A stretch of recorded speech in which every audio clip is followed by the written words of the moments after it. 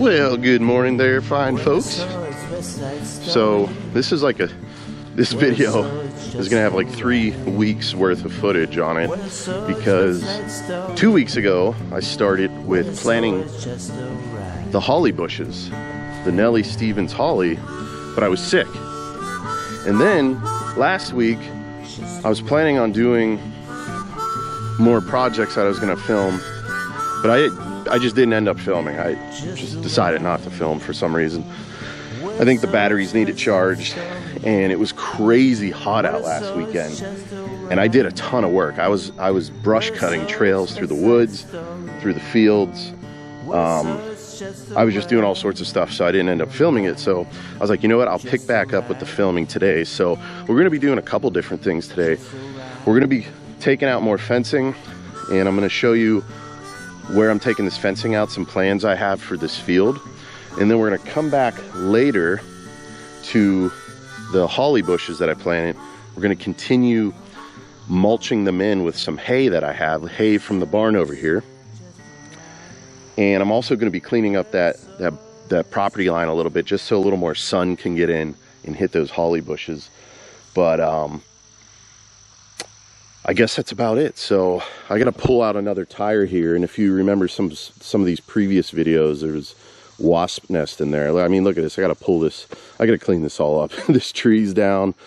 There's just stuff growing all over the place. But yeah, I got this like laundry list of projects to do here, so it's just gonna, I'm just taking my time. There's no rush. So all right, Hunter was with me here somewhere. I don't know where he went. He might be on the other side of the barn. So let's go ahead and pull this tire out. Hopefully there's no wasp nest in here. Look, it's like old windows and shit in here. Okay. There's like wire and hose. Make sure there's nothing. I'm gonna kick these first. Make sure nothing is in there before I pull them out. I'm gonna pull this one out here. There he is. There's the man. The weather's kind of perfect today because I have to get some of this water out of here. The weather is perfect today because it's only going to get into the upper 70s. I mean, couldn't ask for a better day weather-wise. Last week, it was like in the 90s, and I was out brush cutting, and it was just crazy hot. I was like, my entire body was drenched, and my pants were like 100 pounds of sweat. But all right, so I'm gonna take this tire back. We're gonna put the tire on the brush cutter. I got a book bag with some gear in it. We're gonna haul ass out to the western part of the property and continue. All right, let's do it. All right, so this is interesting. Last night we saw some deer back here, and I noticed that these branches, see these branches, this is a peach tree, and then there was a bunch of deer back here eating on these peaches that are down. But what was kind of crazy was how these branches were broken off. Look at this. Look at that. So there was some storms here. There were some storms here a couple days ago, but it's kind of odd that only the peach tree is broken down. The branches are broken down, because I don't see any other, there's like no other limbs down or anything back here from the storms, but the storms are pretty serious. So I'm guessing it's from the storms. But you can see this one's broken down here. So it's just kind of interesting, kind of weird. There's another broken branch here. Pull that out. But yeah, they were getting into these, you can see these peaches, they're not ripe yet. So you can see them here, they're not ripe yet, but you could definitely see the deer were in here munching on them. It's just bizarre. Like, this is a pretty big branch and it's broken straight off. I don't even know where this branch came from. I'm trying to find where the breaking point was here. So yeah, I don't know, it's just weird. I thought maybe the storm or the deer got a hold of, some of these branches are hanging low, the deer maybe got a hold of it and pulled it down. But that's kind of a huge branch just to break. And I can't even find where this one broke at. So I have no idea. Maybe a bear. Maybe a bear came up and broke it. Maybe Sasquatch, right? Maybe Bigfoot was up here getting his peach gobbler going. Wait a second. No, I think that, yeah, I cut that one. I was gonna say there's this one, but I cut that one. So this branch was laying right here. I just don't understand where it came from. I can't see where it broke off anywhere, right? Can you see anything? This one's broke here, which is a pretty big break, which is kind of weird. But where did this branch come from? I don't see any breaks. It's just weird. I don't know. I guess we won't know. So, all right, let's continue on here. Alrighty, so I got the brush cutter out. Got the big old, my tire I'm gonna use to store the wire. Tire for the wire, baby. But here's the big old DR. This thing's a beast. I love this thing. This thing just takes out everything. If you need to clear a path through thickets, this thing's awesome. I've had it a couple years now and it's great. So I just got the tire propped up there because I'm gonna be doing a couple things way out on the western edge of the property. It's a few hundred yards that way. So I'm just gonna mount the GoPro back here and head on out.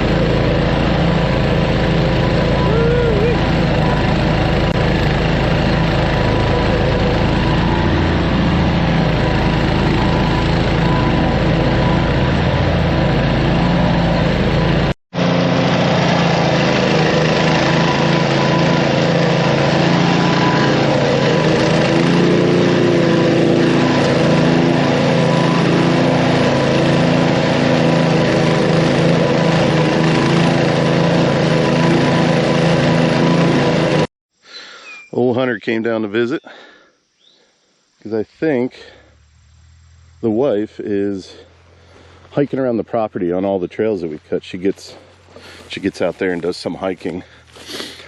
So old Hunter came down to visit. There's the old brush cutter. That thing's awesome. So I put a little bit of video in there of me cutting up along the edge here. So right now I'm taking the wire fencing down. So I already did a section of about 20 yards. So I'm doing it about 20 to 30 yard sections. That way the wire is easier to manage. And if you watched my other video, I cut the line and then I just wrap it into the inside of the tire. It's a great way to store it and to manage that line because it's thick, it's bouncy, it's springy, it wants to go all over the place. So it's hard to wrap and manage. But in the inside of the tire, it's not going anywhere.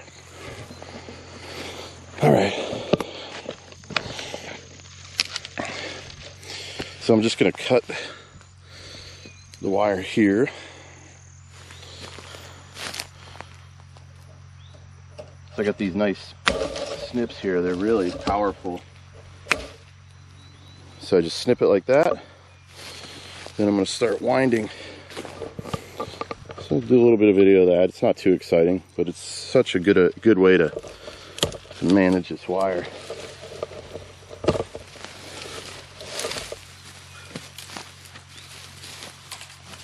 It just slides right through as long as it doesn't get hung up on anything. Hey, buddy. What you doing? He's a good boy. He's a good boy, huh? Yeah. He's a good boy. Alright, so just stick it in the tire. Start winding it in. That's how we do it. It goes pretty quick this way. And since I got a bunch of tires on the property, it's a great way to reuse some old tires. And instead of getting rid of them, I could just stack them, have this wire for future use. I can give them away if anybody needs any wire. I can just throw them in the bed of a truck. You can see how easy this goes in. So we'll go ahead and get this.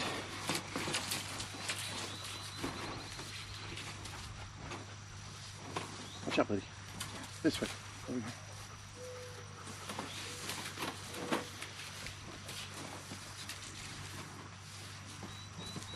Got my sunglasses on this time so I don't get hit in the face by the end of this wire, because it's pretty dangerous. Take an eyeball out. You don't want to do that. But there's the end of it. That was probably another 20 yards worth, which is 60 feet. And then I got 2 strands that I'm winding at once. So that's 120 feet of line. I did another 20 yards. So we're already packed in, 40 yards worth of 2 strands. So pretty good. 80 yards altogether.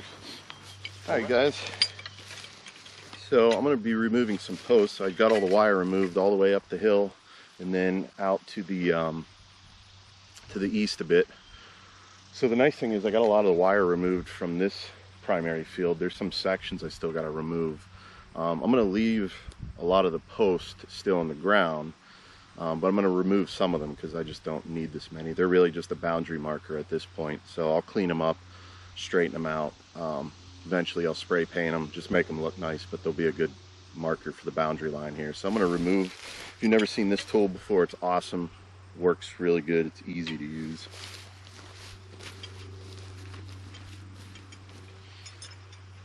So it's pretty simple. You just wrap it around there, and you just pull up like that. It will ratchet too. And that's it. That's all she wrote. Pretty simple. I'll leave that one there. There's one on this post here I'm going to leave. And so you can just see them going up the line there. But I'll be removing probably every other one. There's no need to have that many. So I also have the post driver there, so that'll be good for straightening these out. They're a little loose. So I'm going to remove a bunch up the hill here and then straighten them out, pound them in, and then I'm going to use the brush cutter in between where the wire was and cut some of this brush down. So what do you think, Hunter?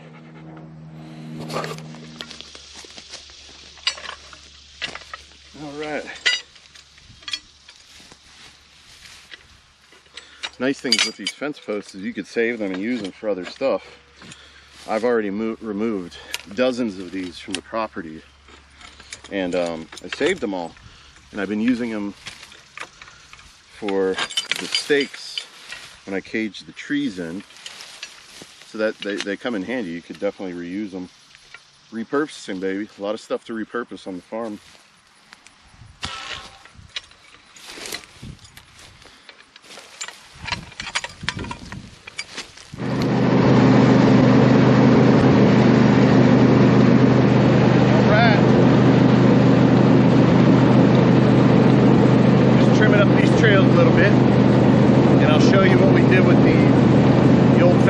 Cleaned it up pretty good. Alrighty, let's do it. Alright guys, look at this. So the fence line's cleaned up real nice now. You can see I removed the wire here. I removed probably about a total of 100 yards, 2 strands that head north, and then I removed to the east at that corner of the property probably another 50 yards, 2 strands. So what's that, 150 yards, 2 strands? That's 300 yards of wire. It went really quick, putting it in the tire, snipping it every 20, 30, 40 yards. It went pretty quick. So after that I took the DR brush cutter and just ran it right up through there. I left that patch there. There's a couple nice trees growing there, and just cleared this section out real nice, and then I came in and groomed it real nice with the John Deere there, the old S180. So looks really good. I removed a bunch of these fence posts because I don't need so many there. So the ones that are there go about 20-30 yards a piece, so you can still see where the boundary is.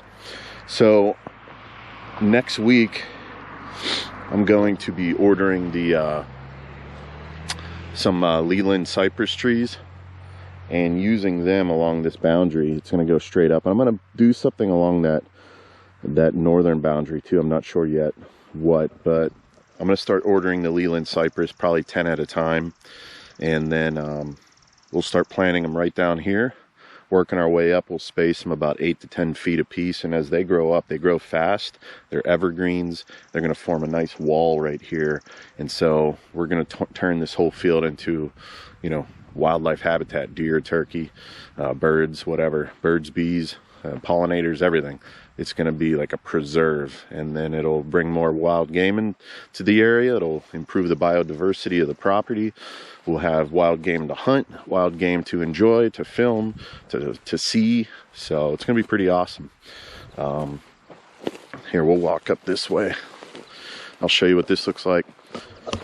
So the boundary is like right in here. So when I plant these Leyland cypress, I'll be coming about 10 feet off the boundary. You know, I don't want them growing up and infringing on the neighbor's property. So I'm leaving this patch here. There's a couple nice trees. I think this is a sycamore. There's a bunch of sycamores around the boundaries out this way. There's one down there. They're nice. They grow fast too. I'm not sure what that is, but I'm going to kind of leave this little patch here, and I'm going to actually plant Leyland cypress down here, maybe every 10 feet coming up and about 10 feet off the boundary. And then I'll skip right here. I'm going to leave this, kind of break up the Leyland cypress here, and then I'll start them again up here. But you can just see that fence line. Look how nice and clean it looks now. Looks like some garbage here. Pick that up too. But you can see the old fence line here. So what I have to do next is figure out, I'm going to plant about 10 feet off the boundary here. So 5, 6, 7, 8, 9, 10. Yeah, so I'll be planting those right about here, about 10 feet off, because they get pretty wide. They grow out nice, and they can grow like 20 feet wide. So I'll end up planting them here. If they get about 10 feet, 20 feet wide, you know, 10 feet that way, 10 feet this way, then they won't infringe on the neighbor's property. So that's the plan.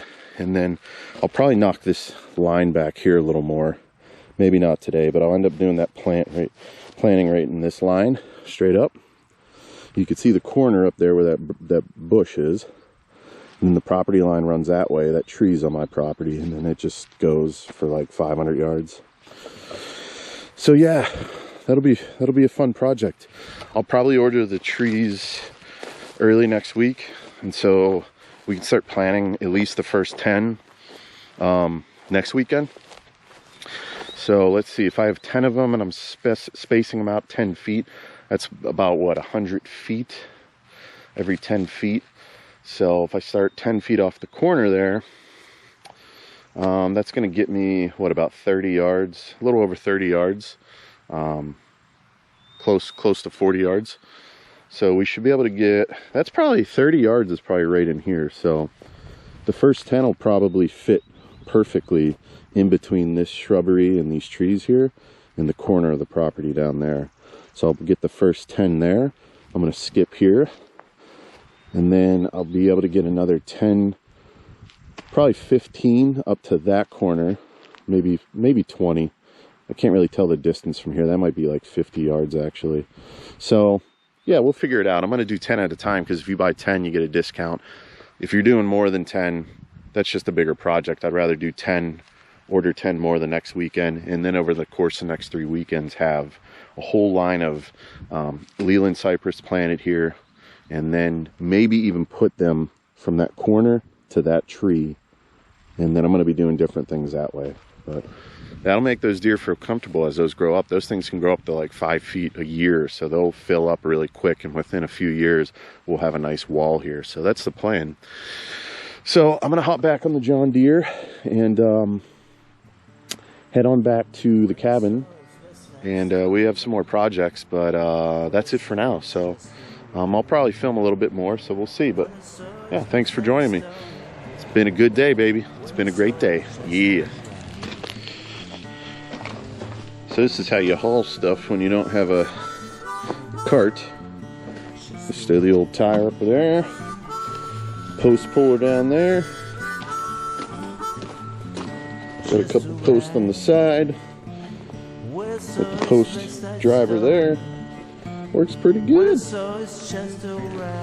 Look, I was hauling all my posts that I pulled with the DR brush cutter. Just bungeed them right on there. Got to make do with what you got, baby. I thought about taking this big rig out in the field, but I didn't have too much to bring back, so I was able to make it work with the other equipment. But if need be, that beast gets out there too. All right, all right. Good day.